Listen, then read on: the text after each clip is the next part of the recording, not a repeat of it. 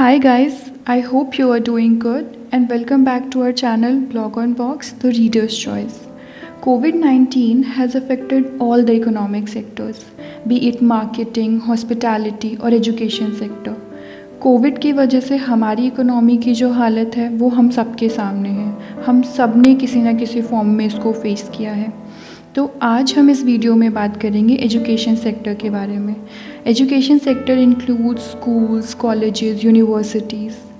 Education sector has remained one of the most affected sectors. As a result, India is witnessing a major transformation in the education sector by trying to adapt online education. But it's easier said than done. अब चाहे वो students हो, teachers हो, parents हो, non teaching staff हो, like clerk हो गए, PN, driver, Gardner's, हर कोई इफ़ेक्ट हुआ इस चीज़ से. अब चाहे वो एडमिनिस्ट्रेशन के बंदे क्यों ना हो, वो भी इफ़ेक्ट हुए हैं ऑनलाइन एजुकेशन की वजह से. हमने एक सर्वे कंडक्ट किया था जिसमें हमने कुछ पेरेंट्स और स्टूडेंट्स से बात की थी और ये जानने के लिए कि उनको क्या इश्यूज़ आ रहे हैं ऑनलाइन एजुकेशन की वजह से. तो जो पेरेंट्स के सामने इश्यूज़ थे वो ये थे. जो सबसे पहला और सबसे बड़ा इशू था वो था फ़ीस को लेके.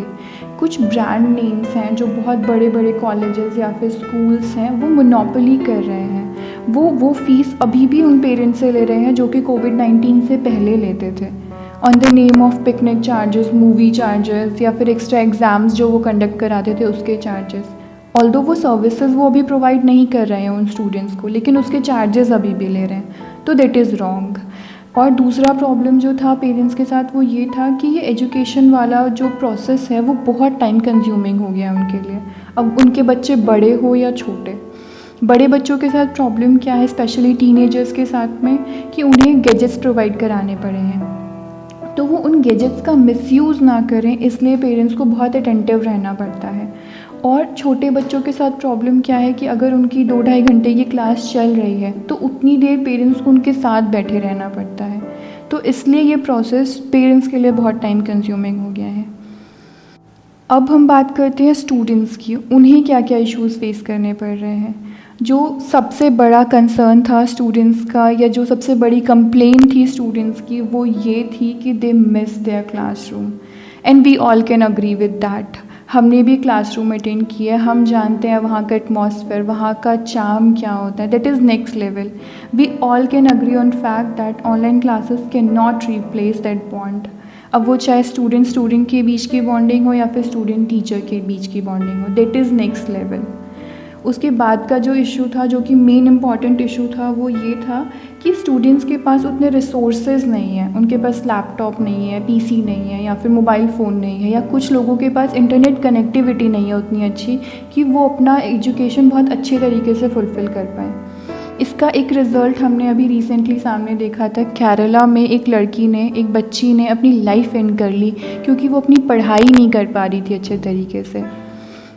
जिन लोगों के पास लैपटॉप्स या मोबाइल्स हैं उनका प्रॉब्लम ये है कि कभी अगर नेट चला गया तो उनका बहुत इंपॉर्टेंट टॉपिक मिस हो जाता है, या फिर कोई ऑनलाइन एग्ज़ाम चल रहा है तो वो मिस हो जाता है. ये प्रॉब्लम बहुत बड़ी है और ये फेस कर रहे हैं बच्चे जनरली. दूसरी जो प्रॉब्लम थी वो छोटे बच्चों के लिए थी, वो थी स्क्रीन टाइमिंग की.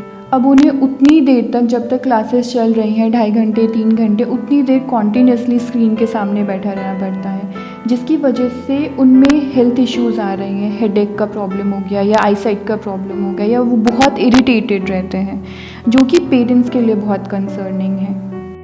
Although there have been many discussions about issue faced by students in adapting the new methods and lack of connectivity, but the issue faced by teachers, administration of school, other staff member rarely form the matter of discussion.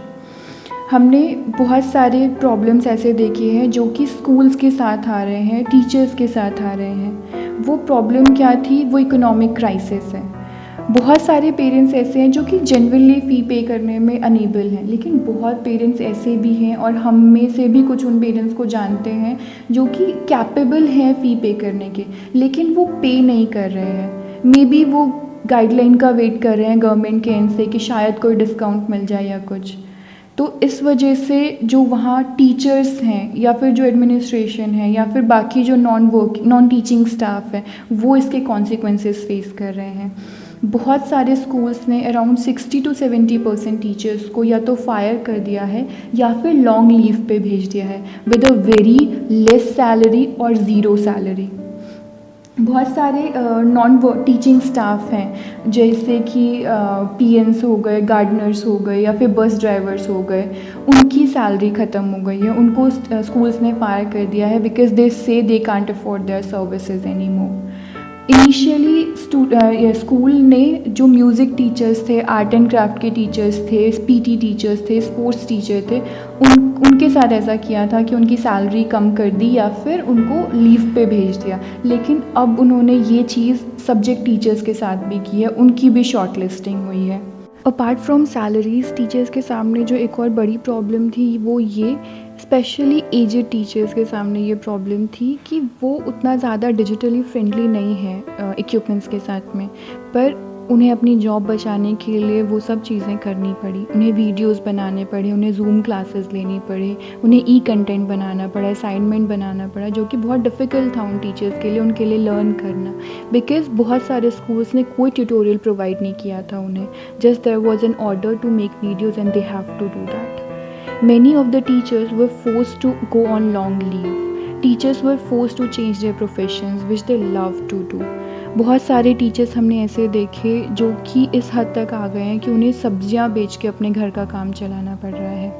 Government has to extend some help for these teachers also.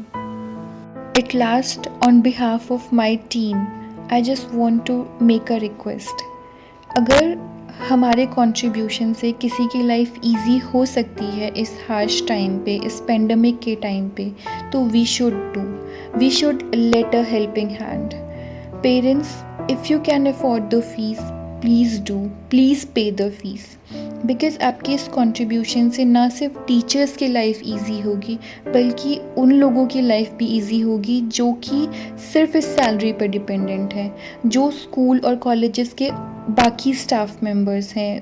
और मैं schools और universities से request करूँगी कि अगर आपको लगता है कोई पेरेंट जेन्युइनली अफोर्ड नहीं कर सकता फ़ीस पे करना, तो प्लीज़ आप उनकी हेल्प करें, आप उनके फ़ीस में डिस्काउंट दें ताकि उनके बच्चे का फ्यूचर स्पॉइल ना हो। Because it's not only students or parents who got affected by online education. List of people affected is very long. They should also get some attention. Government must do something for them also. We all should help each other in that difficult time. At last, if you liked that video, please do like, share and comment. We'll see you in our next video on Saturday. Till then, take care. Bye bye.